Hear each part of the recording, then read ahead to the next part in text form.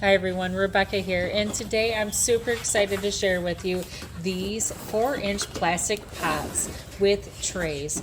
They were gifted to me in exchange for my review. As you can see, it does come with a thank you card and 60 pieces in total. You have 12 cell nursery pots and then 5 trays.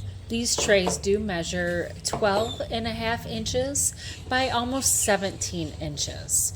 And it does fit the 4-inch plastic pots so easily. Now these are very durable, but very flexible.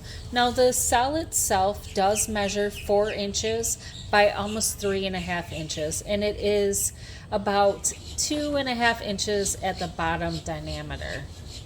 Now on the cells themselves, they're easy to put the soil in, and there's a lot of drainage with the holes at the bottom. Now on the trays themselves, it does have a unique design. Now this design allows water flow, and I'm going to show you right here. You can see how the water flows, see how it's kind of attached to the next one, and it kind of is like a Tetris or a maze game. Now you can see how it's already starting to grow.